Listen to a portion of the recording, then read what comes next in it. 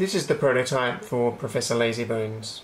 I had this idea a while ago when I was working on a Boulder Dash game, and I realised that you could actually create new games without writing a line of code. What you do is you create a map like this, and then you select a 3x3 region of the map, such as that rock surrounded by space, and then you author a transformation rule to take it from that to that. And then if I unpause the simulation, you'll see that a bunch of rocks start to fall down.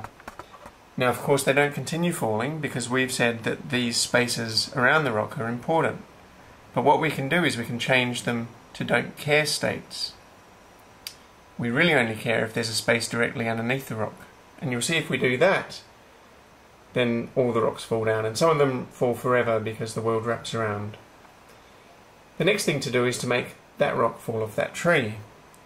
And we can do that as follows. We don't really care that it's on a tree, it could be on another rock, but we're just going to make it fall to the left, which we can do like that. And you'll see now that rocks, when they fall on top of trees, will fall off to the left. Now, we've got a little man over here, and what we can do with the little man, I'll just pause the simulation for a sec, is we can say, we don't really care what's around you, but if there's a space to your left, then you should move to the left. But only do that if I press the left arrow, which is why that L lights up. I can do this in the other four directions. Now if I unpause the simulation, you'll see that I can move the man just by pressing the cursor keys. And because we've got those rocks falling down, I can interact with them.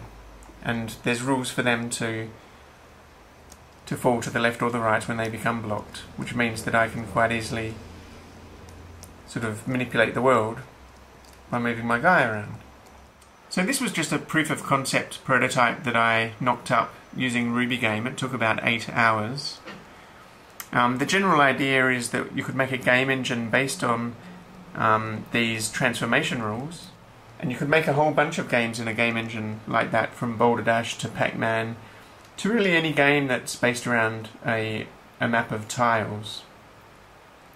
But also what we'd like to do with it is to create a simple puzzle game where you just have to solve puzzles by authoring rules.